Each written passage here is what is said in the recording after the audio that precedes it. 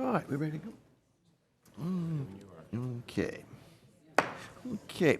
Folks, I want to welcome you to the St. Charles County Council meeting here on February the 10th, and we will start with an invocation that will be given by the Reverend John Carnett of Restoration Church of O'Fallon, and then we'll have the Pledge of Allegiance that will be led by John White. Please stand. Let us pray. Our gracious Heavenly Father, we're thankful that we have the abilities that you've granted to us to serve our county in the way that you would have us to do so. I pray, Lord, your blessings would be upon this meeting tonight. Lord, that you would bring peace and joy. And I, Father, pray for each one of our members, our county council members, as well as all the employees and staff members, God, that you would bless them, Lord, as they continue to unselfishly serve you in this way. We thank you for this night, and we expect your good blessings upon your county, St. Charles. In Jesus' name, amen. Amen. I pledge allegiance to the flag of the United States of America and to the republic for which it stands, one nation, under God, indivisible, with liberty and justice for all. Thank you. Councilmember Cronin. Here. Councilmember Brazel. Councilmember Elam. Here. Councilmember Hollander. Here. Councilmember Hammond. Councilmember Schneider. Here. Councilmember White. Here.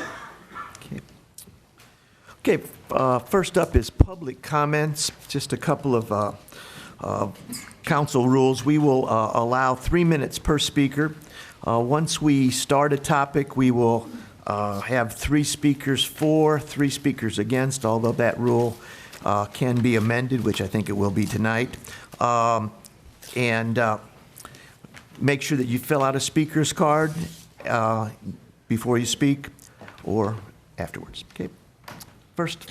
So for bill number 4815, I have William Zolman.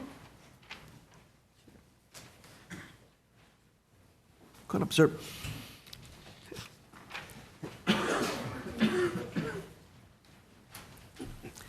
You don't have to swear. Oh, okay. We trust you. I know him. He can be trusted. Hi, Mr. Zoll. Thank you, Judge. Our county is situated at the intersection of our nation's 2 greatest rivers, and that causes us unique problems. Flooding, which used to be an occasional problem, seems to worsen every year.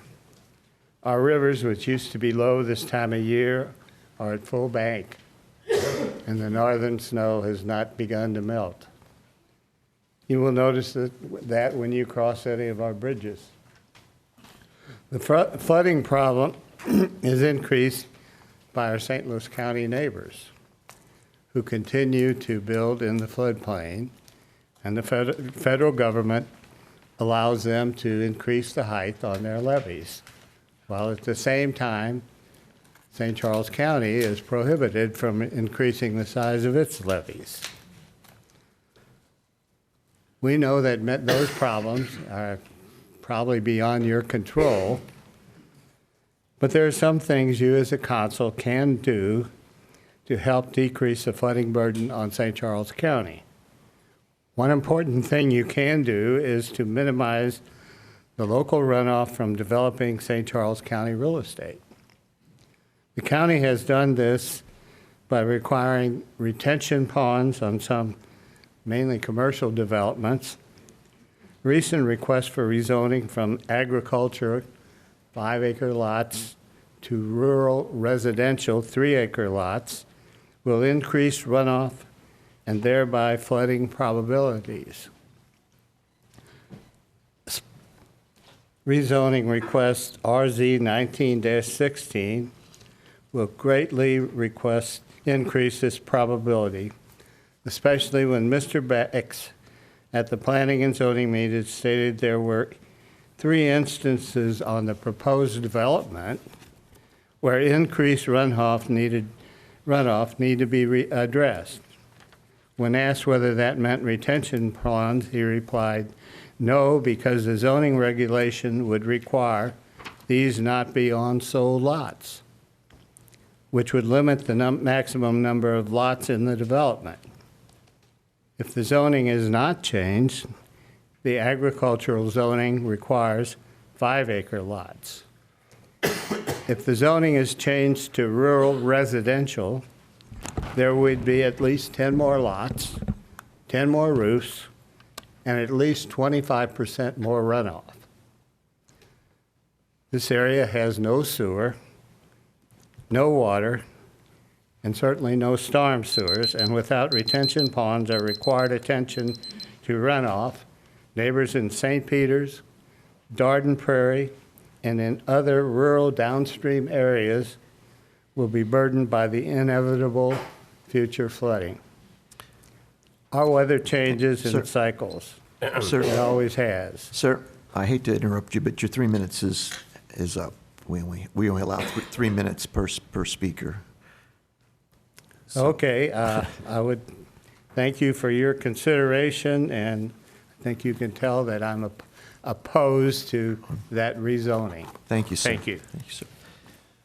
Claire? Dale Bax. Bax.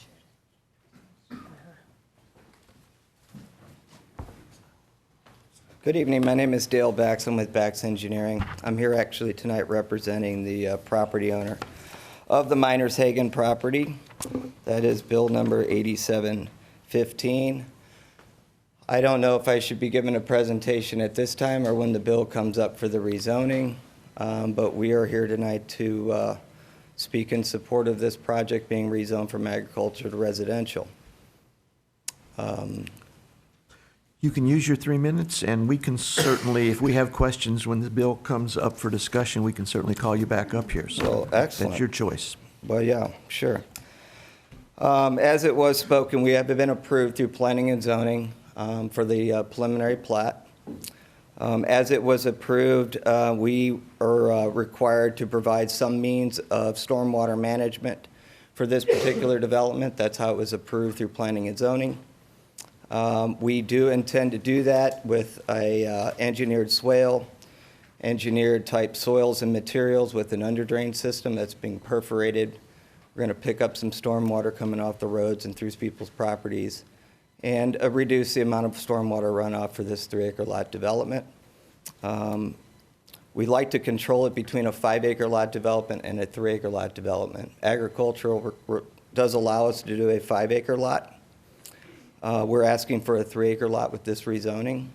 So we would provide the stormwater management for the difference between a 5-acre lot and a 3-acre lot subdivision. With that being said, we'll be here to answer any questions we might have a little bit later. Thank you, sir. Thank you. Claire? Barbara Heidolf.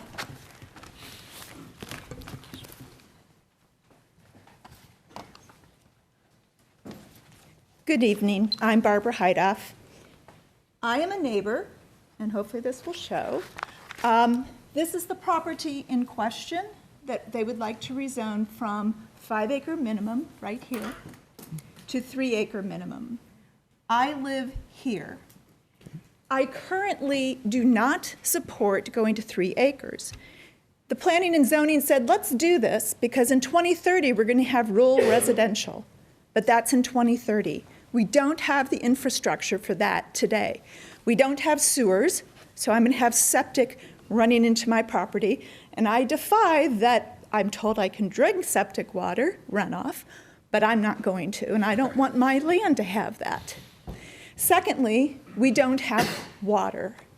So the public water requires everyone be on a well, which is going to impact our aquifer. And for those who've been there for a long time, they may have the expense of putting in new wells in order to reach that aquifer as it drops with 28 more homes. At 5 acres, there would only be 18. So we are not ready for 2030 yet.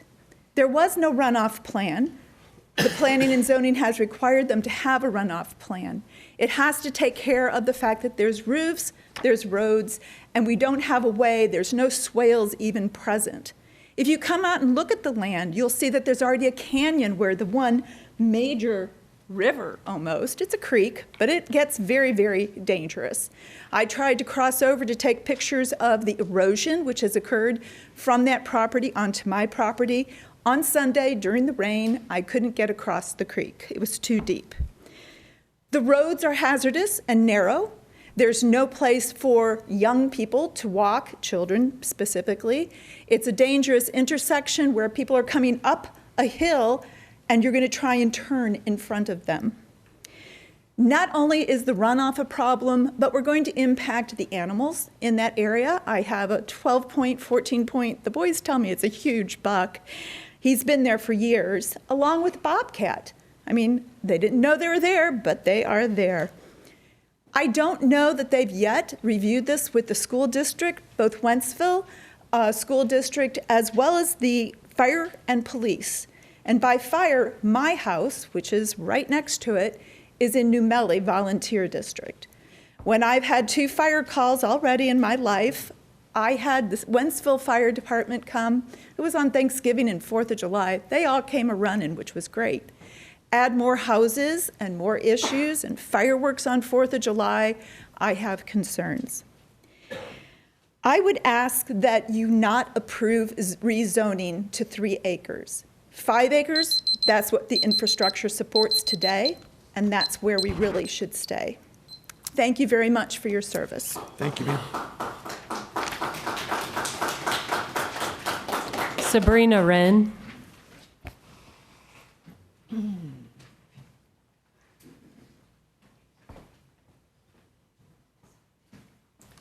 Good evening. Barbara spoke so eloquently to our issues. My name is Sabrina Wren, and I live in unincorporated southwest St. Charles County.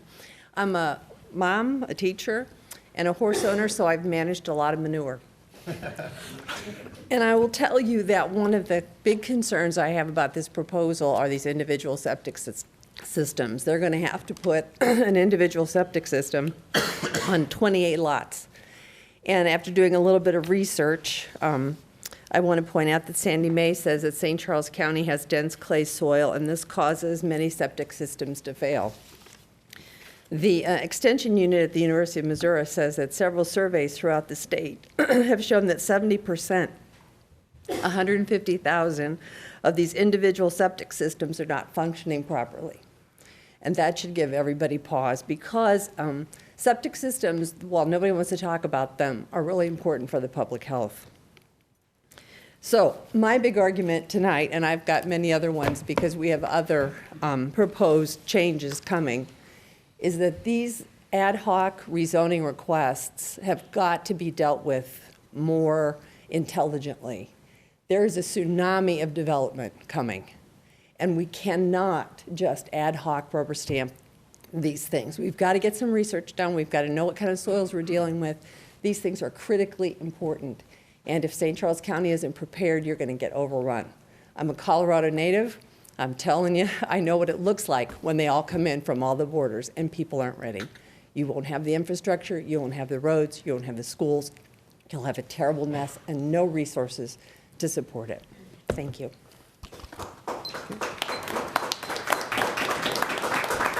Bill McNair.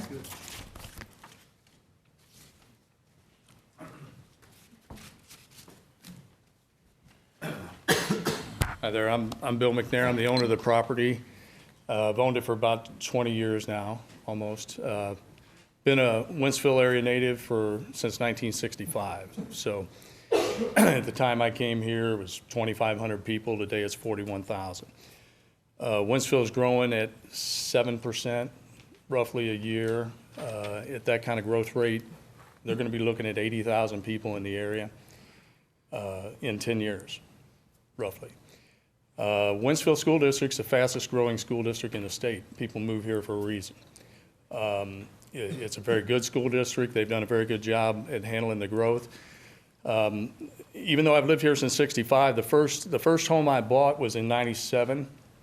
When I got married and had kids, and I moved them out to the Wentzville School District, and I bought a home in a 3-acre subdivision. It was out on Highway Z.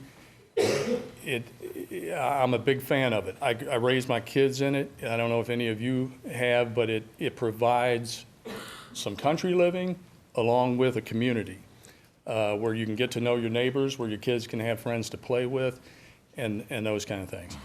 And that's really why I want to do it. The farm I grew up on is, at the time we moved here in '65, was way out of the city limits. And I'll tell you a little story real quick, but when we first moved out there in '65, we looked out the window and there was a man across the way plowing a field with a team of mules. And I'm not kidding. I was a young man when I saw it, but I remember it. My mom lives in that same house now. She looks out that same window, and not the same window, window's been changed, but it's the same view. And God, I wish there were a 3-acre subdivision over there. I really do. But there's 3 houses per acre over there. And it's in the city limits, that same field. And you'll see tonight where Wentzville's got plans for their city limits and where it's going. But I don't do this because I'm some kind of a greedy guy trying to flip a property or something and make a lot of money. I do it because I know growth is coming. Okay, I've seen it at its worst, and I think I've experienced it at its best. And 3 acres in the Wentzville School District is a very reasonable situation. The runoff can be controlled. I can also tell you over the years, the one thing I learned when you're living out in nature like that, you got to mow your grass all the time, and you got to keep your drainage ditches clear. You got to keep your water breaks maintained. You got to keep your culvert pipes cleaned out. And if you do, you can manage the water. I think Mr. Zalman had mentioned something about a 25% increase in runoff, and that's, I'm gonna have to beg to differ with that. We're showing, our calculations show this is just 2.8% from our property. And when that enters the larger watershed, which starts way upstream from us, it is less than 1%. It's about 3/4% where it enters the stream and continues to get smaller. Thank you, sir. Appreciate it. Okay. I have some speakers on bill number 4816, starting with Stephanie Owens.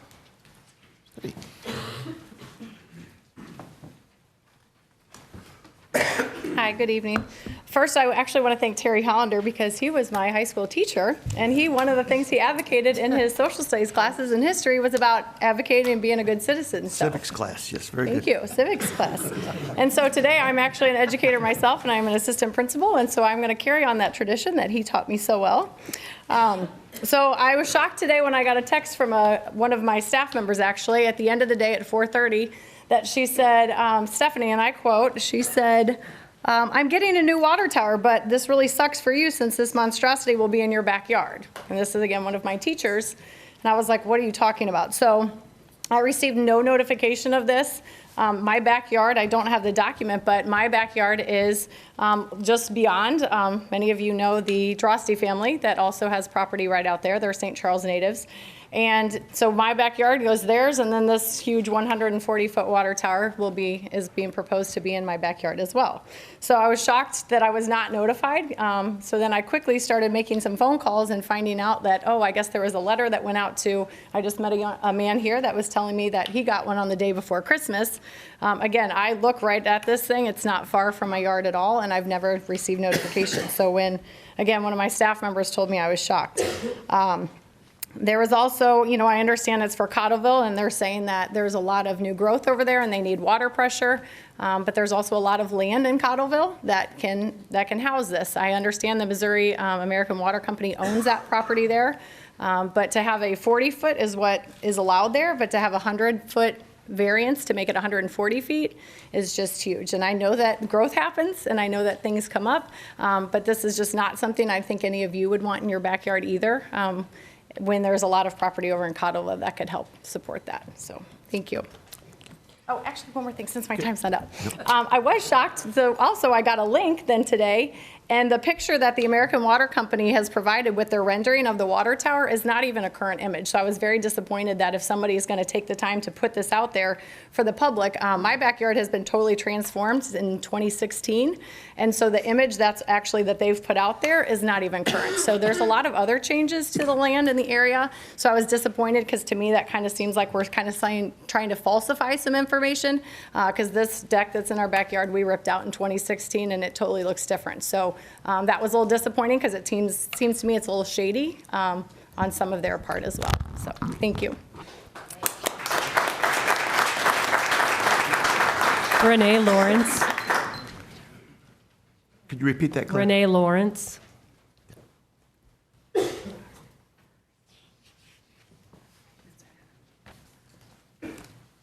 Good evening. I'm Renee Lawrence, Senior Project Manager for Missouri American Water. I'm here in favor of the water tank. As the project manager, I want to share some things with you about this tank. The presentation come up, and I'll be willing to answer more questions later on as you need. I've provided you all with a complete presentation. This water tank, the St. Charles service area provides water to 30,500 residents. That includes 5 communities and 4 water districts. 4 fire districts. One of the key things with this tank, gravity does not fail. Having elevated storage, there is no storage on this west part of the service area. Having 2 million gallons of additional storage provides pressure management for the residents. It reduces water hammer. It also provides additional fire flow volumes that support the 4 fire districts that are included in the service area. Those fire districts being O'Fallon, Cottleville, Central County Fire and Rescue, and the City of St. Charles. The communities served that will be served by this tank are St. Charles County, the unincorporated areas, Cottleville, St. Peters, O'Fallon, and Weldon Springs.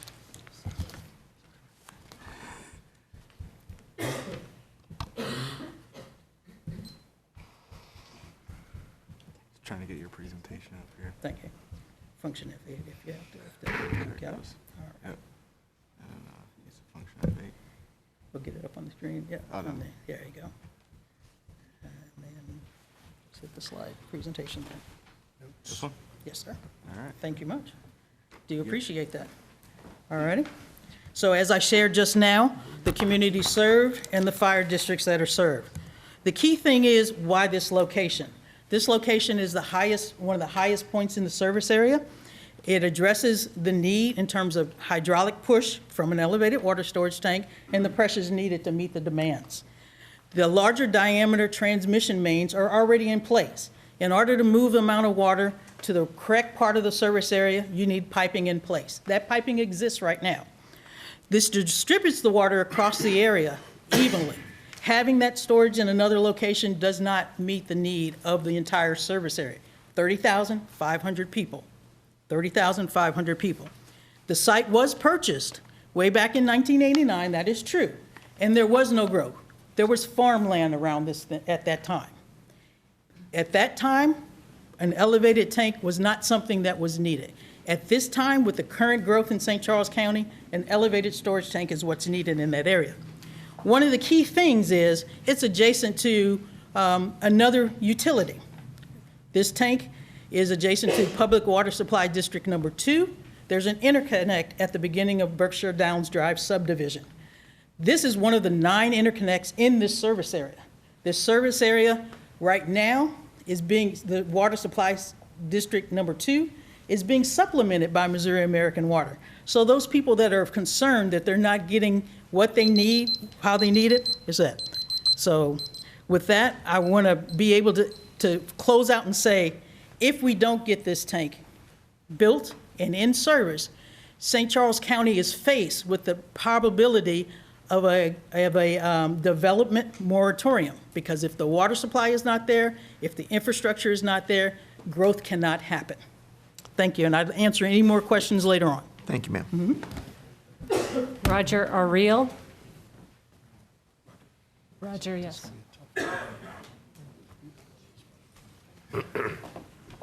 Say good evening to the council. My daughter spoke on this at their previous meeting. She's not able to be here tonight due to work. Ameren Water Company, you don't service our actual development. You say you contribute to it, but you don't service our development. I believe that most of the homeowners that reside in our area have been there for over a decade. Your water tower needs to be serviced periodically. 2 million gallons have to go into our sewer systems for this to happen. I'm not sure what the concerns are. I'm not sure what the studies are, but I consider that something that the council needs to look at. My daughter's at the bottom of this right now in Greenbrier Summit. I'm on the next court over. We all have concerns about this. Will they put it in writing? Will corporate and given to the city council, if any damage is done, that we won't sustain the cost of this, neither us or our insurance companies? Have they done studies on this? I really don't know. This needs to be looked into. I'd like to leave you with one last thing. If anyone on the council lived in our subdivision, would you yourself vote for this? Or if they were putting it outside in your subdivision, would you say, oh God, I live by that big water tower so everybody knows where I live? Because that's the only plus that's happening. I've looked on the computer today and found 3 different properties. One on Birdie Hills Road, which it's called Hills. It has hills. There's a 2-acre property there with an incline, and it's pretty high. Have they looked at this? No. They're looking for the easy way out. We don't want to be their collateral damage. We have rights just as they do. They want to supply service to the people, and we want to supply a good living and good faith in what we do in the future. This is something that was sprung on us. They appealed this, and I really like to know, is there going to be an appeal to the appeal when they vote at the end of the month? Because we're not done fighting. We're not done fighting. This has got to be settled. We thought it was settled at the last meeting. This can continue, and we will continue to fight this. It's not for us. They didn't look. I have 3 different properties sitting here right now. One is on Birdie Hills, not very expensive, and boy, does it have a nice incline. I looked at the pictures on the computer. Much more than ours does. Ours goes about 8 or 10 foot off the road. Theirs goes up a hill. Why? Because of the cost factor. We're supposed to have this because they didn't think ahead and do their due diligence ahead of time. They knew that these developments were going in, and they didn't do their due diligence. Had they done this, we wouldn't be in this kind of predicament, and we wouldn't be here today. But it's easy for them to save money. Thank you, sir. We are also taxpayers. Okay. Thank you.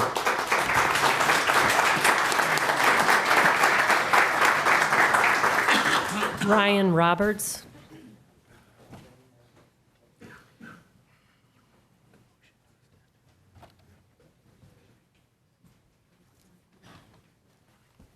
Good evening.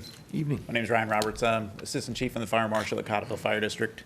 I'm just here to speak on behalf of the water tower. As you know, fire department, we live with water, and it's one of the things that we really need in a time of emergency. The location of that water tower with just based topographically with that elevation will help so many places, especially down below. Cottleville, of course, is one of them, and there's future development that's going on.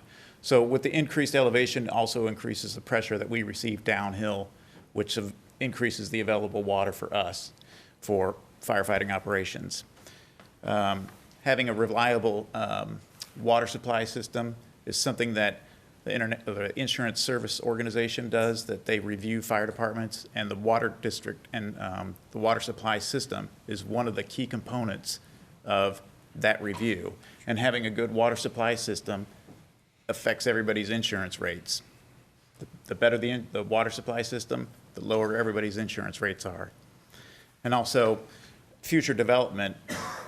As we know, this county is growing with future development, and if we don't stay ahead of the game with the water supply system, then we will be behind the 8 ball when it comes to fixing that for having available water supplies for not necessarily what's been developed, but also what's already in place. When buildings are developed and they have water sprinkler systems put in, they are required to have a certain amount of water there. And at the time that the building is built, it's ensured that it's there. But as development goes on and it's more taxing on the water supply system, that may no longer be the case for the buildings that are already there. So just wanted to make sure that we guys knew our position on the water tank. Thank you. Thank you, sir. Arno Wolfert.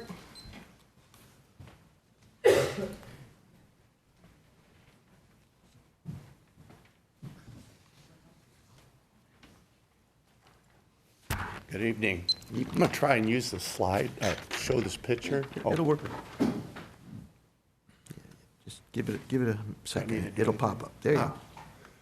So here's the proposed area for the water tower, and here is my property.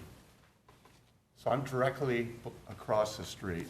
My property slants downward, so I'm much lower at my house than at the street level. I'm definitely not far this water tower at that location.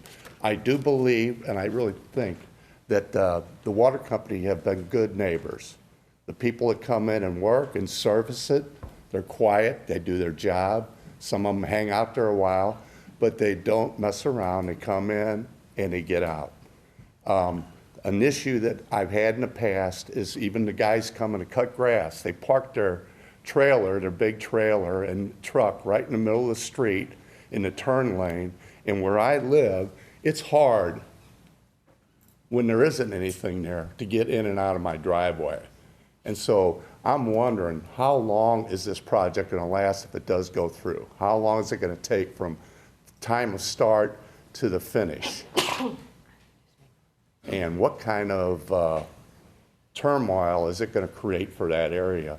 I definitely don't want to look out the front of my house or look up my driveway and see this major water tower. I mean, it really looks big. So that's really about all I have to say, other than I do agree with the firemen. We need water. Everybody needs water. But I think there could be a little more research, like the previous gentleman said, that there might be another area that's closer to the service area of where this water's going. So my vote is, please don't put that water tower there. Thank you very much.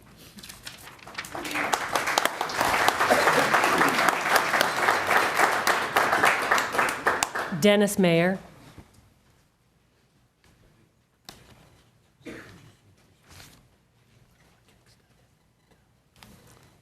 Hi, my name's Dennis Mayer, and I'm against the water tower being built in that location. We've heard the different people talk about this. Everybody has good input. The fire department has, their input where they do need water, they need the water pressure, but why all of a sudden did this become a problem? And why, if it is because of the new area that's being built down further in Cottleville, and now that's taxing the system, why should they be allowed to build a water tower in a residential area that was not, originally set up for that? It doesn't seem fair that should be allowed to happen, that someone could come in and do that. It's understandable. They have the main pipe that she was saying that goes through there, and it's at a high point.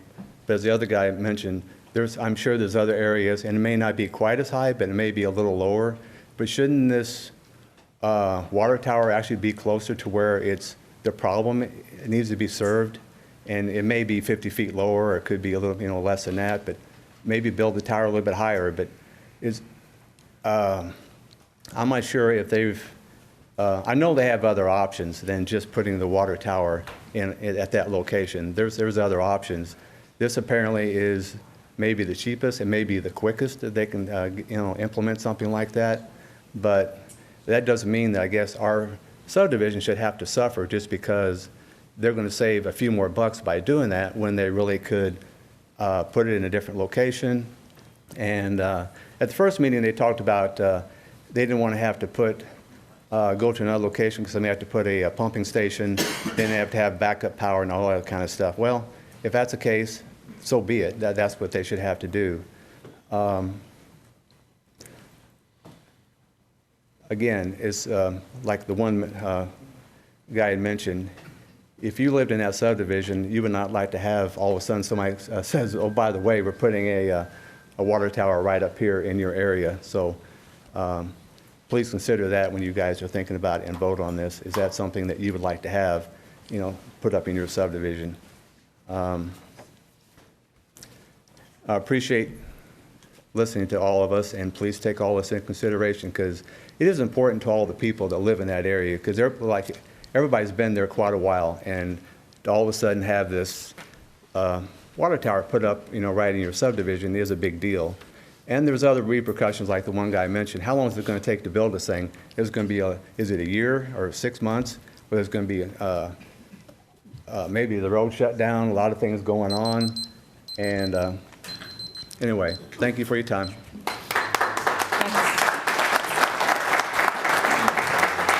That's been the 6 speakers, and we have 6 more cards against. Mr. Chairman, I make a motion that we allow 3 more speakers on this topic.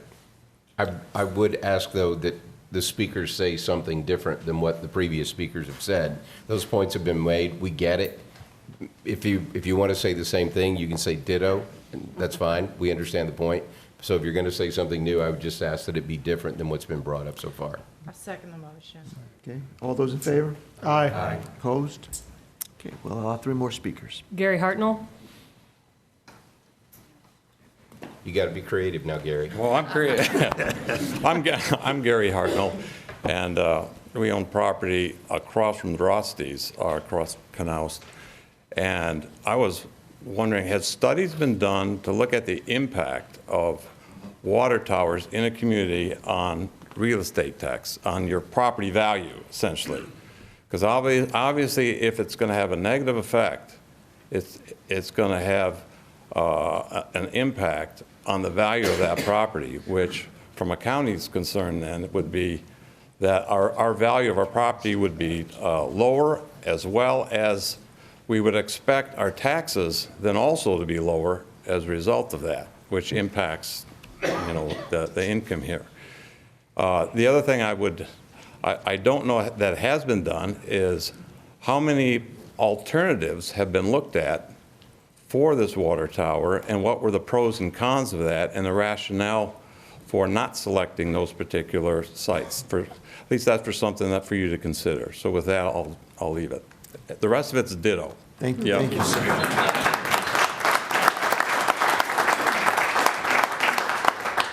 Mark Siddle? They pretty much said everything that I'd like to say. Appreciate it. Thanks, Mark. Bradley Whitford? I'll also yield my time. Thank you. I sent you all an email. Yes, we did. Appreciate it. Okay. All right. All right. Other topics, other speakers. Then I have Arnie Dienoff. Just for those, just to kind of inform you how this works, when the bill comes up, then we will discuss it, and if we have questions, we'll call people up and see if we can get some answers. Okay. Thank you very much, members of the council. My name is Arnie C. A.C. Dienoff, County Public Advocate and resident. First of all, I spent today filing, because of the change in state statute, an election ballot language challenge against the City of O'Fallon and against the St. Charles County Election Authority and St. Charles County and our county circuit court. Every judge in the circuit court recused themselves. The case now goes to the Missouri Supreme Court because of this very hot potato of the City of O'Fallon and other cities in our county, Darden Prairie, Cottleville, and others, wanting to put on the ballot a use tax. But they don't want to follow the state statute and put the proper ballot. They want to add words and bait people and campaign, which I'm testing at the circuit court level. This is another 2% of our money, which St. Charles County people pay to all the political taxing jurisdictions. 50% of all revenue to their families goes to government at the federal, state, county, and local levels. Now, thank heavens that Dave Todd heeded my advice and decided to retire. I was asking for a new police chief for months, and finally my dream has come true. I was looking at Brian Ludwig, the deputy colonel in St. Louis County Police, or the Wentzville Police Chief, Kurt Frizz, and Kurt Frizz was selected. But to the county executive, Mr. Ellman, you had zero input from the public, our 430,000 residents. Shame on you. We need to be part of the process. Chief Fritz, clean up the department, bring needed leadership, bring needed honesty and transparency. Insist on the standard operating procedures being followed by all 200 certified police officers. It needs to be followed. Stop doing the favors and turning the back as Chief Todd did. Stop looking the other way. Stop the sexual harassment and the cover-ups in our Department of Police. And stop the employee harassment. Now, bill number 4814, that deals with the state grant block for airport improvements. Again, it's going to flood. That airport is going to flood for the next years because of the increase of building subdivision upon subdivision. Bill number 4815, we have lack of responsible growth. We need smart, accountable county growth, where the cities of Wentzville, New Melle, even contacted. Did you receive the remonstrance? Where 90% of the adjoining property owners signed a remonstrance, which means a supermajority of the county council. Where's the partners of the school district and the New Melle Fire Protection District, the Water District, the Duckett Creek Sewer District? There were no letters on file. What about erosion, water runoff, the lack of any detention, retention, and responsible release of water? And finally, and I'll just close right here, bill number 4816, uphold affirming the Board of Adjustment decision. They overwhelmingly said no to the water tower. This will be a huge decrease in property values, and I ask you to vote no. Thank you. Thank you. Claire, any more speakers, Claire? I have no more speaker cards. Okay. That will close public comments. Next on the agenda is an oral report from the county executive. I would go ahead and yield my time to Demetrius Cianci Chapman, who's our Department of Health Director, talk a little bit about coronavirus. Okay. Thank you, sir. Good evening. So the novel coronavirus 2019 nCoV, last check and it rises quickly. There were 42,500 worldwide cases and 1,013 deaths for a death rate of about 2%. This is a coronavirus, which is a class of viruses that usually is zoonotic and jumps species occasionally. You may be familiar with SARS. That was a coronavirus outbreak that we had about 18 years ago, and MERS, which is one that we still have going on, but it started about 8 years ago. The death rate for SARS was at 9.6%. There were a total of 8,000 cases. The death rate for MERS was 34%, and there were about 2,500 cases. The St. Charles County Department of Public Health has created a plan, and we update it on a regular basis. We're on calls with the CDC and the Missouri Department of Health and Senior Services on an almost daily basis. They set the schedule, and we're tracking updates of the disease, the testing, and we have a response plan that we're keeping current. Do you have any questions for me about this? I have one.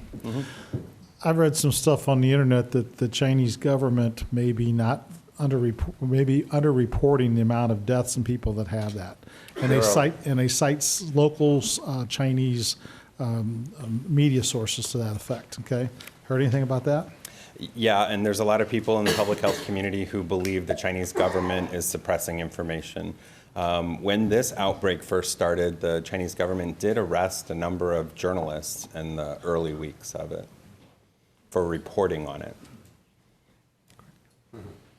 Interesting. So the reason that we asked him to is so that we could get ahead of this. If it does come here, if it comes significantly into the United States, as you know, there are some isolated cases in the United States. There's also people being monitored because they've come back from areas where the infection is. Then, we want to be prepared to respond and respond quickly. The reported death rate, as Demetrius said, is low right now. If it is in the United States and there become significant cases, we just want you to know he has a plan. Ultimately, that plan, in any public health transmissible disease may involve limiting contacts, self-isolation, those types of things. So they're prepared for that. Emergency communications is already using protocols if they get calls related to this. So we are out there, we're prepared. If you have questions, you're free to let us know. And if you get questions from any of your constituency groups, Demetrius's folks are more than willing to work with and are working with the hospitals, school districts, et cetera. So. Thank you. Any other questions? Thank you, sir. We're counting on you, Demetrius. Next up is the consent agenda. Do I have a motion to approve the consent agenda? Move to accept. Second. Second. Okay, all those in favor say aye. Aye. Opposed? Consent agenda passes. And Mr. Cronin. Mr. Chairman, I'd like the new chief to stand up, and I'd like to welcome him to county government. Yes.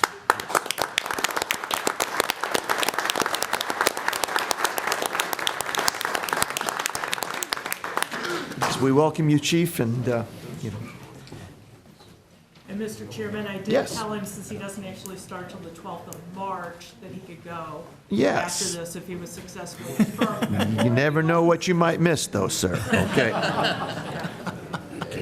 Yes. To that point, you never know what you're going to miss. For those who were here, Ford Bill 4816, we are going to be discussing that. So if you want to hang for discussion, that's fine, but you're free to leave. But I just wanted to let you know. Yes. Tell your daughter hi. Okay. All right. Next on the agenda is bills for final passage, starting with Bill number 4813. Bill number 4813, an ordinance approving execution of first supplemental cost apportionment agreement with Missouri Highways and Transportation Commission to coordinate the participation of St. Charles County in the cost of the commission's public improvement for I-70 in St. Charles County, which includes mowing and litter pickup along I-70 from the Warren County line to the Missouri River, job number WMSC F18Q. Any questions or comments? Mr. Cronin. I hate this like I hated it last year because we're spending a lot of taxpayers' money to do a job that MoDOT should be doing. But that being said, I suggested that we have our state legislative delegation do the Adopt a Highway for that stretch of road, but I don't think we'll get them out there picking up the trash. That being said, the only question I have to John about this is, John, have we ever tried just having it done 4 times a year? Did we have it done 4 times a year before and it turned out to be a mess? Okay? Yeah, so you'll remember that when MoDOT adopted their Boulder 5-year plan, they went from 6 cutting debris pickups down to 4. And we did it for 2 years, and we realized that we saw more couches and debris, semi-truck tire roads along the roadway, and we realized that was really creating an unsafe environment for our motorists. I think when you apply a policy like 4 times a year across the state, things that make sense in rural Missouri don't always make as much sense when you're in an urbanized environment. We have more traffic and more debris on the roadway that's only being picked up 4 times a year.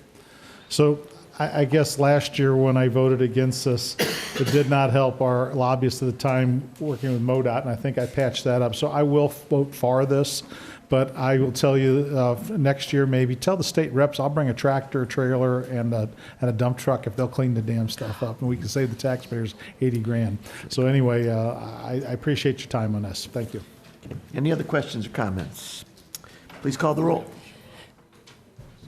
Bill number 4813, an ordinance approving execution of first supplemental cost apportionment agreement with the Missouri Highways and Transportation Commission to coordinate the participation of St. Charles County in the cost of the commission's public improvement for I-70 in St. Charles County, which includes mowing and litter pickup along I-70 from the Warren County line to the Missouri River, job number WMSCF 18Q. Councilmember Cronin. Yes. Councilmember Brazel. Councilmember Elam. Yes. Councilmember Hollander. Yes. Councilmember Hammond. Councilmember Schneider. Yes. Councilmember White. Yes. Okay, bill number 4813 passes. Next bill for final passage is bill number 4814. Bill number 4814, an ordinance authorizing execution of Missouri Highways and Transportation Commission State Block Grant Agreement, Amendment Number 3, Airport Improvement Program Grant, Project 16-111A-1, to extend the project time period to allow for completion of the work for design and construction of apron rehabilitation at Smart Airport. Question or comments on bill number 4814? Seeing none, please call the roll. Bill number 4814, an ordinance authorizing execution of Missouri Highways and Transportation Commission State Block Grant Agreement, Amendment Number 3, Airport Improvement Program Grant, Project 16-111A-1, to extend the project time period to allow for completion of the work for design and construction of apron rehabilitation at Smart Field Airport. Councilmember Brazel. Yes. Councilmember Elam. Yes. Councilmember Hollander. Yes. Councilmember Hammond. Councilmember Schneider. Yes. Councilmember White. Yes. Councilmember Cronin. Yes. Okay, bill number 4814 passes. We now move on to bills for introduction, beginning with bill number 4815. Bill number 4815, requested by Michael Hurlbert, sponsored by Joe Brazel. An ordinance amending the zoning district map of the County of St. Charles, Missouri by rezoning land from A Agricultural District to RR Single Family Residential District as per application RZ 19-16. Okay, questions, comments, starting with Mr. Brazel. I'll start, yes. Okay, so who are the folks here that put together the remonstrance? Are you guys here? Okay, so where that is just so you know, with the county's ordinances, any property owners that are within 1,000 feet or 1.5 miles of the property, if 30% of you sign a petition, then it becomes a remonstrance, which means it takes supermajority. So at this point right now, I believe John or Donna, We have them, we will give them to the registrar, who will then give them to planning and zoning for, just to make sure that the distance is correct and whatnot. so you'll verify this. When will we know that they have enough signatures that are verifiable, that makes it solid, so they can have time if they have to get some more? What's the time frame on that? That would be up to the Community Development Department. Michael? As soon as we get it, we'll review it, a couple days with them, should know. Well, you have it today, right? As far as it was sent to us, yes. Okay, so that's how that's going to work. So that would require, if there's 2 council members who vote no for this, then it won't go through. We've been talking about this. This is always going back and forth, especially in my area. And I can tell you this, people in District 2, south of south down that way, they just don't want 3-acre subdivisions. They just don't. And tonight, all we talked about is infrastructure problems. We talked about the water tower and the roads on Minor Saying. If you look at them, they're 90-degree turns. They're really narrow roads. And it just doesn't make any sense for us to be trying to square a round peg into a square hole. It's just not going to fit. And in this particular case, I can't support this subdivision. I told Mr. McNair, he did call me several weeks ago, and we had a conversation. He already started the process and everything, but I understand he had the property for a long time. But the fact is we haven't passed any 3-acre subdivisions out that way. There was a couple like at D and Double D at the crossroads, because they're all contiguous with all 3-acre subdivisions, which looking back at it, in my view, that was several years ago, was probably a mistake on me agreeing with that. But currently not. We looked on the map, and there is no 3-acre subdivision been put in that area since the 90s, late 90s. And so we just haven't been doing that. And for the developers who keep coming back to us over and over again saying that we want to have this, we want 3-acre subdivisions, I have to represent the people in my area, and I live out that way too. And we don't want to overpopulate it because there's no infrastructure out there. And Mr. McNair, you even said, well, it's the fastest growing school district in the state. Well, okay then, and they can hardly keep up with building the schools that they're building out there at Wentzville, and Wentzville's doing a fine job. However, it doesn't make sense to keep cramming more and more people out there. And I understand your perspective. I totally do. At what point, we had this conversation, at what point do we get where we're getting so close to the municipalities, do we make a decision on playing a chess game? And I've explained this with other people in my area. It's like we have to decide, do we put up a 3-acre subdivision and try to slow down the growth from coming out? That has some merit to it. That argument does. However, the people in this area and the people in my district, they just do not want 3-acre subdivisions. And it doesn't matter how pretty it's designed. It doesn't matter. The water runoff is somewhat of an issue, but it's just the issue of volume, infrastructure, and eating up green space. We got one chance at this to make this the area that we live in. If we want to keep it rural and maintain it rural, we have to have a long-term range for protecting the rural atmosphere. And I just have a hard time with these 3-acre subdivisions. We have not been doing them. We just haven't. And it's been working. And I know we got this long drawn-out letter by some real estate agent who lives in St. Chesterfield, who lives in St. Louis County, who had all these facts and all these opinions. But the fact is, he's just simply making money off of selling 3-acre subdivisions. And I get his perspective. I'm a businessman too. But for the people who live here and live for the reason they love it, well, that's why they love it, because it is rural and we do have space and we're not crowded in with a bunch of people. So I can't support this subdivision. That's my perspective. Other comments? Do we want to allow Mr. Bax to come up and make his presentation? Yeah, I have no problem with that. Does he want to? Do you want to? Dale, do you want to come up and make the presentation? He can make it. I mean, no, it's, Yeah, sure, I'm just you're certainly giving my opinion. That's Well, we told him during the 3 minutes Yeah. that if he wanted to come up. No, sure. Yeah, absolutely. Come on. Yeah, okay.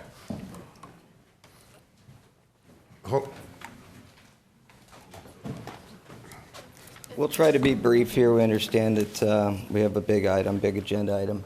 The property owner, Bill McNair, had spoke a few words a little bit earlier tonight on this subdivision. So obviously, we would like it to be a 3-acre lot development. We presented all of our findings, our preliminary plan to staff. We have staff support. We meet all of the county's requirements for a 3-acre lot development. It's just that we're running into some opposition, it sounds like, to develop a 3-acre lot subdivision in St. Charles County. I will say this piece of property is right on the cuff of the expansion line of what Wentzville's land plan map shows today. It is Minershagen Road is the southern border or boundary that Wentzville believes that they're going to expand to at some point in time. It is on the 2030 land use plan for RR development. We have been affiliated with previously approved RR developments just within the last year, not very far from this particular development. So we're very much in favor of providing a 3-acre lot development with very, very nice houses in this particular area. The county's building parks right near this area. Infrastructure must be adequate if we're building parks in this particular area, but the county is expanding parks rapidly at St. Charles County, not very far from this site.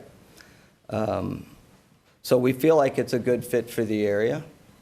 We have no issues with site distance. We have a very safe entrance.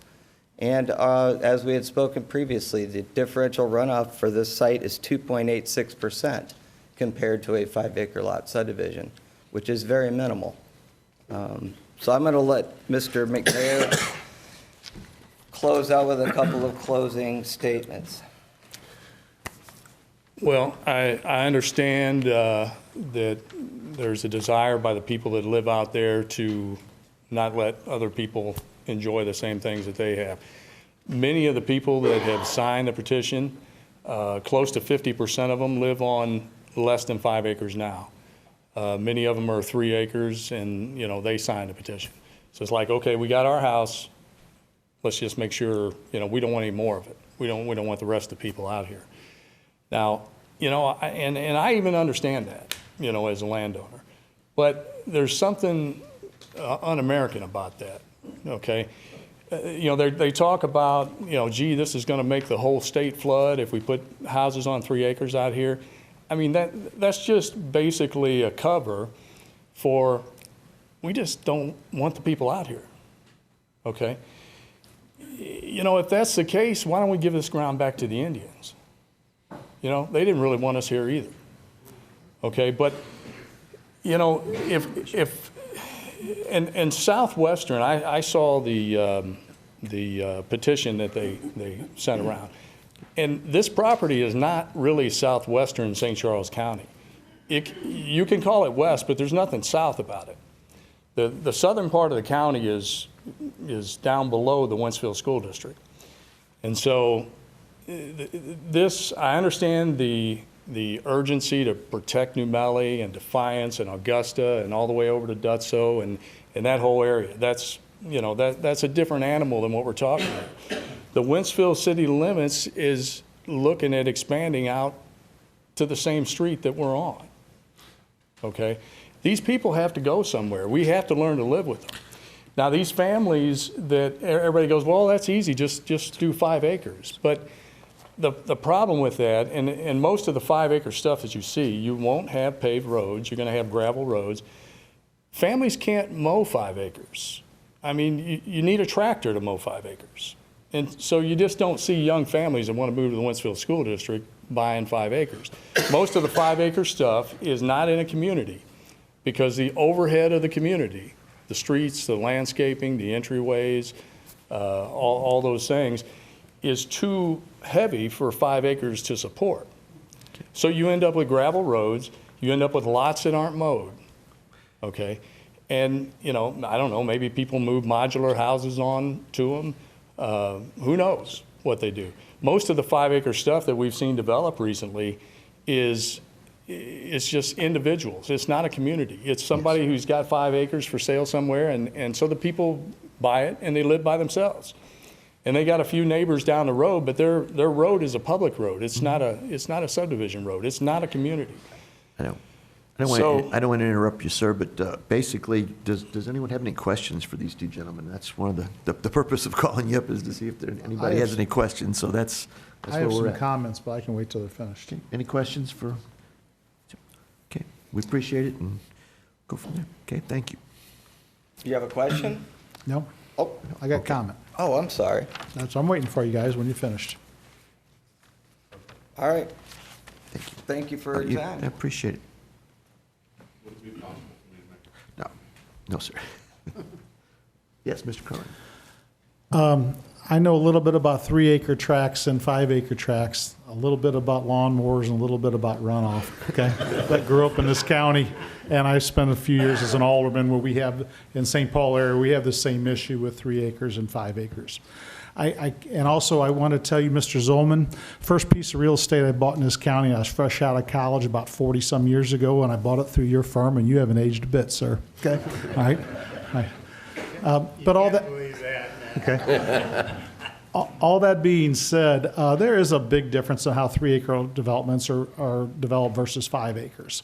And all I have to look out my front window of my home to see that. Because there's a new 3-acre development that's put in by this, it was engineered by the same firm it's represented tonight.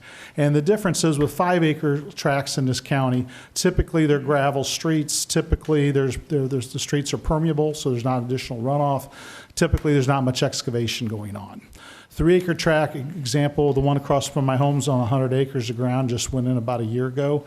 There was extensive excavation. The streets are all paved, and the runoff is substantial. On Google Earth, I've got a really beautiful clear lake behind my home. It ain't a beautiful clear lake anymore. My dam's washed out some. It's a mud hole, and the ditches along the county road that I live on are full of mud because of that 3-acre development. So to say that there's minimal amount of runoff is bunk, okay, plain and simple. 5-acre developments are less environmentally, have less environmental impact, not only to the roads, but the ecosystem, because there is a lot of this. The topsoil is not scraped off the land. So every place is different. Every part of this county is different.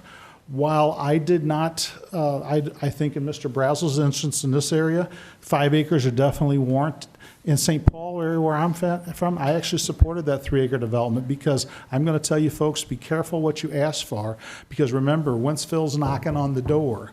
And if you turn down too many 3-acre ones on the border to Wentzville, you're going to see 4 homes per acre instead of 1 home every 3 acres. That being said, I think, and I'm not certain about this, but I think it's a long ways before Wentzville's going to be this subject piece of property. So I don't support it, okay, as well.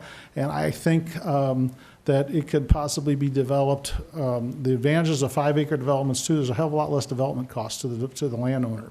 So there's and all that extra engineering and platting may not be there. So, you know, I won't support it as well. And I hope that the landowner would take a look at possibility of development in the 5-acre tracts. I think it might be a better development, better fit for the community. Thank you. Yes. Sure. Anybody else? Yes. Gentlemen, you're a veteran. You wanted to say something? Did you, sir? Well, it was not a ditto thing on this one. I live right across the street from this piece of property, and my concern is not really the 3 acres or the 5 acres. It's just really the subdivisions, the septic system. We have plastic soil there. It's a problem. I've had a problem since I've been there. It's a structural problem, and also it's a problem with sewer system. That's the problem with the septic tanks. I'm just wondering what's that's going to cause. That's my only concern. I don't have a concern against the 3 acres and 5 acres. All right, thank you.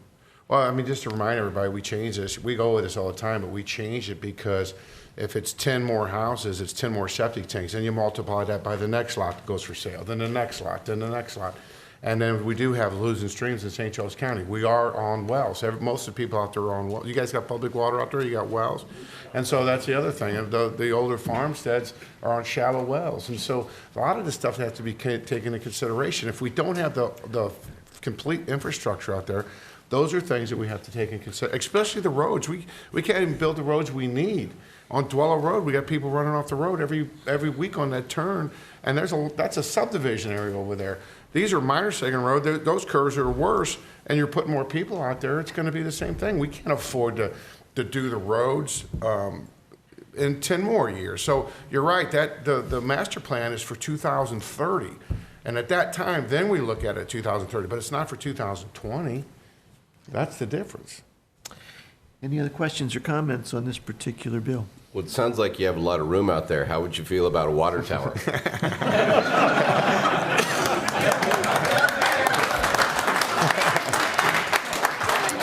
Just throwing that out there, trying to solve problems. I'll look at it every day rather than 28 holes. Which brings us to our next bill for introduction, which is Bill number 4816. Bill number 4816, requested by Mike Hurlbert, sponsored by Mike Elam. An ordinance affirming the Board of Zoning's adjustment decision on application VAR 19-06. Okay. Mr. Chairman? Yes. Could I ask a County question? Executive, sure. Could I have the chief come up from Cottleville? You got promoted, Ryan. Yeah. Yeah. I don't want that one. Didn't want the one I got. Chief, I just want to understand the nature of your concern. Are you concerned about water or water pressure? They're kind of one and the same. The more pressure you have, the more available water you do have. It doesn't sound right, but it is true. Okay, so you say they're one and the same. I mean, your pumper trucks, don't they increase the pressure? We can't suck water out of the hydrants traditionally anymore. We don't carry the types of hoses that you used to see that we used to draft water out of ponds and stuff. Oh, so you don't pull them out and pump it from the truck? No, we don't pull it out anymore. So you rely entirely on the pressure that's Yes. in the pipes in the road? And we kind of create a little bit of a vacuum, but we can't create a whole lot. We can get it down to about 20 pounds of pressure. That's the max that we will drop that pressure in the main to.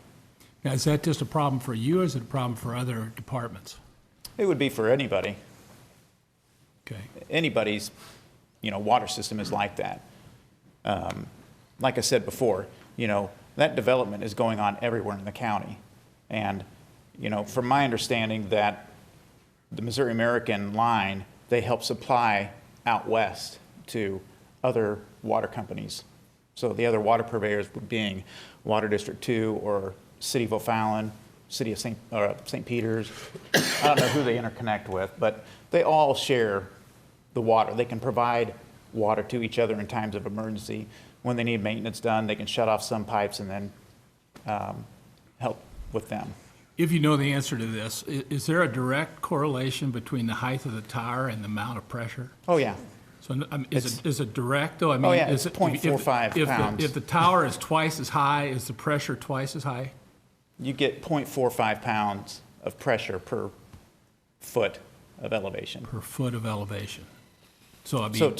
So if you double if you went from 50 to 100, would you double the pressure, or would you increase it by 10 or 20 or 30%? Well, if you went from 10 pounds would be, or 10 feet would give you 5 pounds, basically, Okay. 4.5. So 20 would give you 9. So basically, you're doubling it. So there is a direct correlation with Mhm. height. Yep. Okay. And you know, with that elevation being there topographically, it just helps everywhere around there, not just necessarily Cottleville, down below. So there's no diminishing return as you get higher. Every additional foot or 10 feet makes a difference? Oh, yeah. Okay. For everybody. Okay. Can I, thank you very much. Oh, you're welcome. Can I inquire of the person from American Water? Yeah. This is kind of related to, something was brought up with the last bill, and that is, are you directly, well, first of all, do you know what the tower requirement is in the city of O'Fallon? There is no height requirement, is my understanding. So you can put it as high as you want to in O'Fallon? As far as I know, they have no zoning restrictions. All right, and we were just looking, it looks to me like you're directly adjacent to the city of O'Fallon? We are in the proximity of that, yes, sir.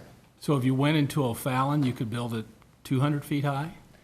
If the infrastructure is there. We have our infrastructure.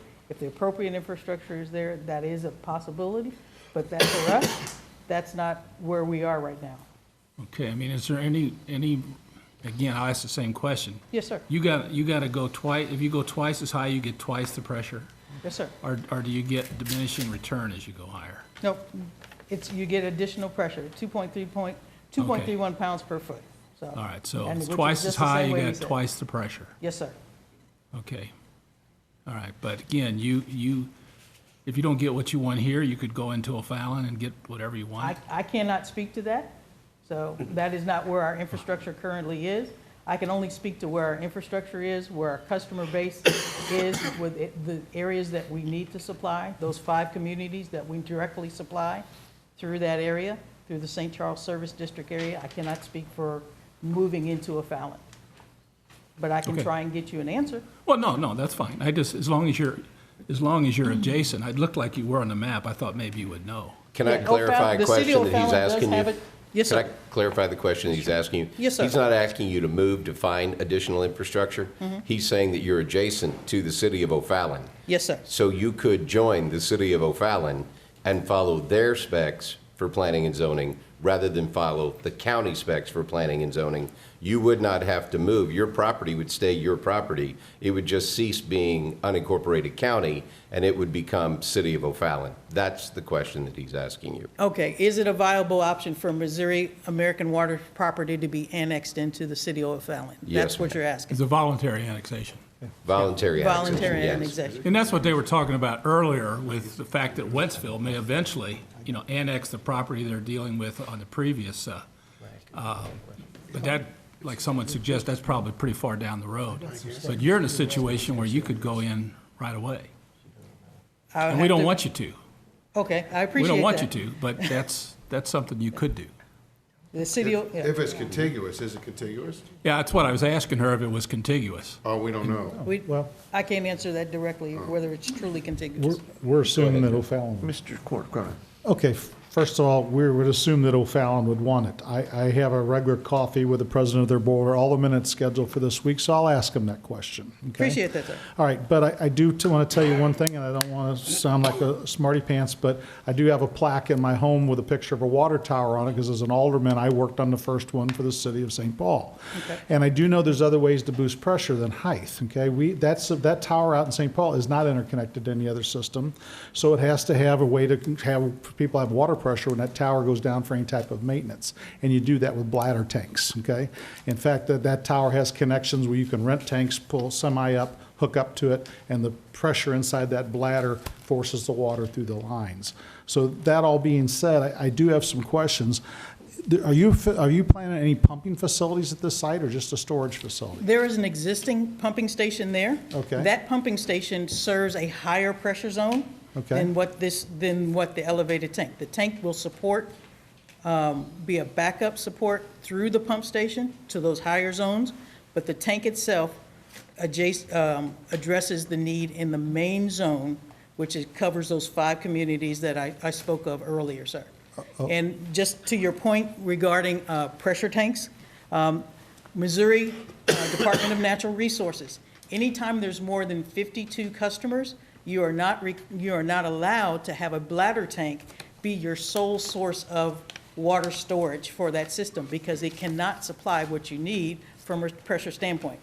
Anytime you're over 52 customers, that's from the state of Missouri. They're all over Pike County like that.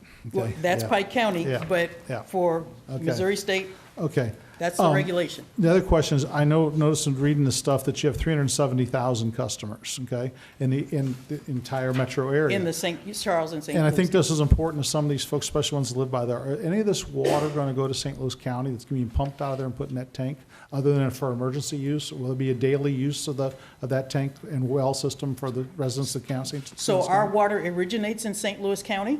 If you look at that map there that shows there's a little water plant square down in the bottom, that is where the water originates for all of St. Louis, for one of the plants for St. Louis County, but that's where the water originates for St. Charles County District. Not So- that well, then?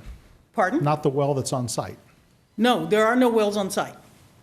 There's no wells at Noster Road. Okay, all right.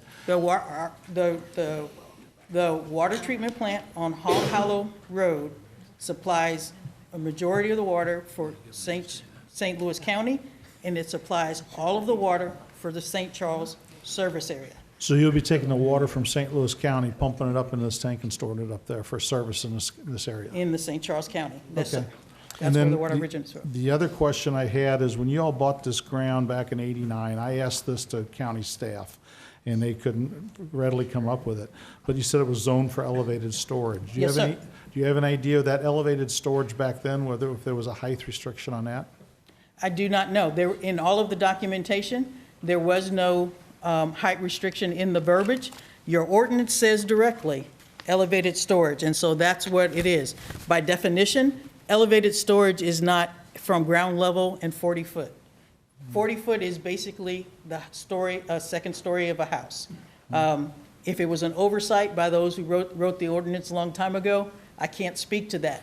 But what I can speak to the fact is that the wording in the ordinance itself says sewage treatment plants, facilities, including lift stations, water supply plants, pumps, reservoirs, wells, and elevated storage. So elevated storage, by definition, is an elevation that is above the ground, stored there to use that stored energy and release it back to the distribution system. Okay. And then the last question I have, and maybe this is something you could provide to us at the next meeting with staff, is I know this site's important to you because it's on that transmission line that you're required, okay? Yes, sir. But I wouldn't mind, but a big question the residents have said is, why can't you find another site? So I realize that you have to locate that tower along that transmission line, but I think it'd be helpful us to know where that transmission line is and take a look at Google elevations with Google Maps and see, is there really another place that tower could be that would be less intrusive to the neighborhoods surrounding it? So I don't know if that's possible for you to work with staff, and that's a request I would have of Ms. Lakem and staff, but I think it'd be helpful for us to know that maybe there is another alternative for this, but then again, maybe there is, okay? And I don't think that's been answered tonight, okay? Yes, sir. We'll be willing, we're more than willing to examine that. And just as I reminded during the original 3 minutes, there is no storage supply in that west part of the zone. With all of the water coming from St. Louis County and coming up there, in order to have the infrastructure available to put something someplace else, you're talking about a multi-phase, multi-year project in excess of $20 million to get the infrastructure to a location that will give you a centralized a better location in another area that will allow you to take advantage of that 2 million gallons of stored water to provide back to all of the St. Charles service zone, 30,500 people. But what I'm getting at is, we know point A is Canals Road property. Yes, sir. We know point B is that plant you have in St. Louis County, okay? Yes. Is there another spot between point A and point B that, along that line, that might be more suitable for a tower than this? All of that elevation goes down towards the river. Okay, all right, thank you. So before you leave, Yes, sir. you had a number of questions that some folks brought up.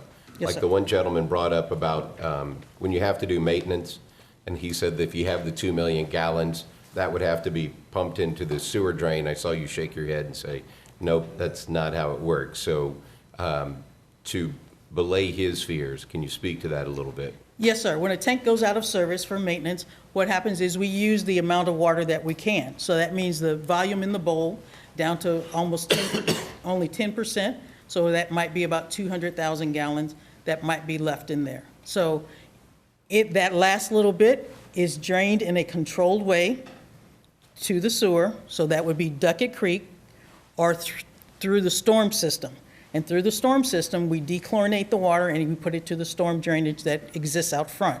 So there's a storm ditch that's along Nouse Road. So nothing is released uncontrolled. We can't do it by law from the state of Missouri. We have to either discharge to a sanitary sewer, or we have to discharge to a storm drain that has that the water has been properly dechlorinated and made safe so it does not hurt fauna or anything else. But it's not 2 million gallons. No, sir. Okay. Part of the other part that was brought up was about property values. Can you speak to that a little bit? I cannot speak to whether people's property values will go down. What I will go back to is the fact that insurance rates for those folks that receive water or benefit from this tank, be that Berkshire Downs through the interconnect, or be that anywhere else in the service district, there is the potential for their home insurance rates, their business insurance rates to go down because of that available stored water being there and available in order to fight fires, mitigate fires. Okay. Well, I know, does anybody else have questions for her? A couple questions. Oh, sorry. I thought I read on planning and zoning notes that you have other locations that are in the vicinity, is that correct? Or potential locations? There is one other place, Harvester Road, where there are some existing tanks, but infrastructure would have to be built in order to do that. Remember, the need is now for this additional stored water because of the growth over the last 5 years. Like I shared with you, we've put in 5.5 miles of developer property. If we don't have the water there for future development, then that's where St. Charles County is faced with possibility of a moratorium on development. So this property on Harvester, where is it by Highway 70 or 94, or where would it be?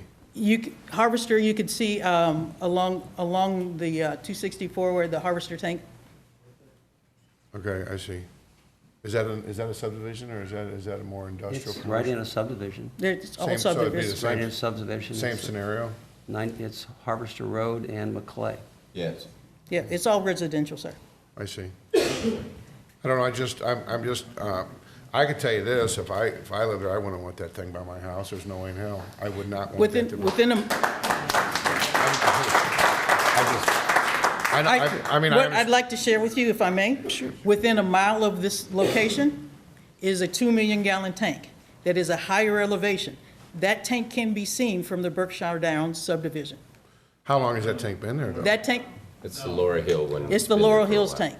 Yeah, but those folks probably moved there knowing that tank was there. This is different. They're living there, and you're gonna build it on top of them. That's the difference. And so I understand the need for the community. I get that. It's like building a highway. People don't like it. They don't like eminent domain. They don't like when we have to do those improvements. I get it. The only thing is it's just, I also stand, you guys being a utility company, you're gotta, do what you gotta do. You gotta make money and all that stuff. And so I wonder if you're taking the easy route out to save $10 million or $20 million, when if there was better long-term planning, then the burden wouldn't be the people who live there. The burden should be on the utility company. Should have master plans and plan for this sort of thing. And that's the only thing I'm a little confused about, I guess, because if you knew the growth, everyone, not when I say you, I'm saying one American Water knows what the expectations are. Everyone knows the census. Everyone knows what's going on. How come they didn't plan for this? Why are they putting the burden on these people who live over there? And why isn't it more, why didn't they plan for it to be more in a commercial or industrial area where it's next to a highway or somewhere where it's not so obnoxious? I'll share this with you, sir. As a utility, we're charged with providing potable water to the public, all right? Safe quantities of drinking water. At the time that the property was purchased, as I shared earlier, that was all farmland. So the plans were there to build infrastructure, storage infrastructure. Had that been built, the scenario would have been different now. My understanding is when the St. Charles County development boom and across the country died down, that's when those plans got tabled. When development started growing and growing and growing again, the need to pick up the project came back to the surface. So it wasn't that it wasn't planned before, it was planned. It was planned and it was tabled because the development stopped for a period of time. And why did you consider doing a wider tank that's like some of those low profile ones that aren't so high that are? So remember what the fire chief said. With height, you gain pressure, just like I shared. With height, you gain pressure. Making it wider does not increase the pressure. That's what you do not gain. Here's the other thing. You make it wider, it would put us in a position where we have to clear more trees, clear cut that entire lot. And so any blockage of that pedestal, which is only 85 foot across, now becomes 200 feet across. So you have 85 feet versus 200 feet. 200 feet means a whole lot of clear cutting of trees.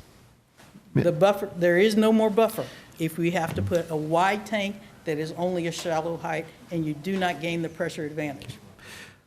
Okay. Could I just ask, what's the plan B in the event that the council does not approve your request? Then what? The plan B is we step back and we look and see how do we deal with this situation, whether we appeal again, or whether we take it to, as your ordinance says, take it to another level. That's something that the leaders of Missouri American Water will have to discuss internally. My role as the project manager is to present the project, move it along as we need to, and that's where we are right now. My attempts to build the project, get the infrastructure where it's needed, supply the water where it's needed. Kind of a fun, sorry. John, you want to ask? I too? just have an observation that Yes. there's a water tower in St. Charles that people do not want to have torn down. And there's a water tower here that'll help people and people don't want. Tell you, It's the irony. It's the irony of it. Ma'am, here's the problem that I have. You know, so many times people come before the council, especially because of the growth of St. Charles County, and they say, well, they're doing this or they're doing that, and when we bought our property, we didn't know, okay? It seems to like these people that are living in these subdivisions, they knew because it said very clearly that it was going to be a maximum of 40 feet, okay? And when they bought many years ago, that's, you know, the ones that did the research said, well, we can live with that. Otherwise, we wouldn't be purchasing. And now the big problem, as I see it and as they see it, is that we're now eliminating that 40 feet and we're going up to 140 feet, and there is a huge difference with that. So that's you know, that's the problem that I see with it, because they you know, many years ago, you know, thought I can 40 see feet. that concern, but the need for the additional storage, the fire flow, the pressure mandates that times have changed, the way of delivering water has changed, the way of delivering reliable water is best done through elevated storage. So, quick question. Why does it have to all be at that one location? So you're talking about a 2 million gallon tank that you put there to serve 30,500 people, because I heard you say it 4 times. Yes, sir. So, Because I want to emphasize the fact that it's the entire service area. Right. It's not that the people of Cottleville has been shared. It's the entire service area benefits from this. And having that additional stored supply of water on that western part of that service area helps the entire zone. So I guess the judges, and you're always going to be the judge, sorry about that, but that's just how it's going to be. But to her point, I'm just wondering if there's some sort of a compromise that we can find, and maybe you don't serve 30,500 people out of that facility, but when you built your homes, and Berkshire Downs has been there for quite a while now, because I have a few friends. 2002. Yeah, so before we get off on how long, let's just agree it's been there for a while. Okay. And for a while is a technical term that we're going to go with. So those folks, to the coaches, there you go, everybody has a title. To the coaches' perspective, they moved in thinking 40 feet.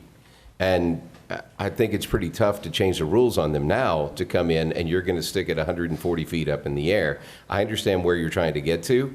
I'm just wondering if there's another compromise that we can reach to where maybe there's two sites that you have where you don't have to go as high to develop it. But I get, again, you're probably going to tell me that's not going to give you the pressure, so it's not going to get you to where you want to go. Did I just answer my own question? Yes, sir, you did. All right. Just for what it's worth, it's a simple matter of physics. A tower like this will develop more pressure than two towers like that. My question to you is this. I mentioned bladder tanks as I know about that technology. Is there any other technology that you can use to increase the pressure on a lesser height tower besides a bladder tank? Then you're relying on electricity and pumps and generators, which fail. But you got interconnections, okay, for that, you know? You've even There are answered that stuff. interconnections, and so those 9 interconnections to the St. Charles District, like I shared earlier, Water Supply District Number 2 right now is currently taking water from Missouri American Water to supplement their system because they have part of their system out for infrastructure improvements. And I kind of understand a little bit because I know your neighborhood that neighborhood very well. I grew up on Laurel Hill Road when it was a dirt road. And my dad, when he built his house there, was probably the first residential house on Laurel Hill Road, and except for a couple farmhouses. And back then, I'm sure the farmers didn't like to see my dad moving out there.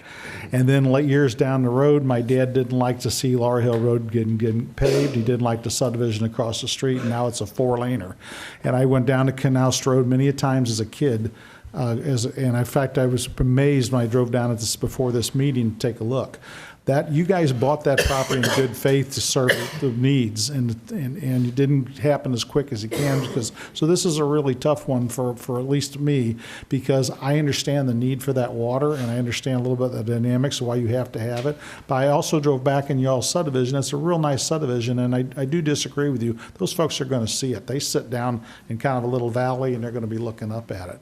But I will say this as an alderman who I had to go around and talk to people the water tower was going in next to their property. They had some concerns about it, but after it got built and done, I didn't hear those concerns anymore. So that being said, like the one gentleman said, the water company is a good neighbor, but then again, you got a big old tower there. So that's why I'm asking if there was any other technology available. Okay. Okay. Thank you. I think we should. Could we just ask the people who are here opposing the request to stand up? I know that we only let a few talk, but I just wanted to give them the opportunity to show that they're here opposing the request. Okay. Yes. Thank you. I understand. All right. We appreciate everyone's comments. Mr. Chairman, yes. Could I ask Sure. one quick question An to Robert? executive. 2 quick questions, actually. Yes. Mr. Myers. Thanks, Renee.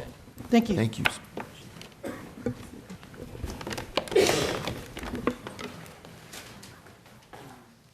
Robert, quite frankly, 140 feet sounds awfully high, but 40 feet sounds awfully low. What do other jurisdictions allow?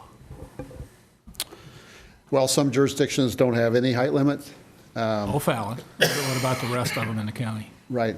I don't know what all of them are, but I know that some jurisdictions don't have any. Well, can you just find that out for us Yeah. at the next meeting? Yeah, we can. And also find out whether they are adjacent to Certainly. O'Fallon or whether that's an option or not. Yeah. I do have the information that you asked about other, elevation and other sites.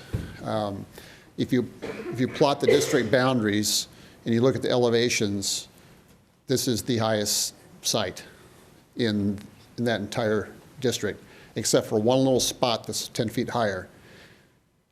So it would be impossible to do this by gravity without a variance, because there is no other spot that's 100 feet taller than this in elevation. I mean, it's an impossibility to do this with gravity and not do this with a variance.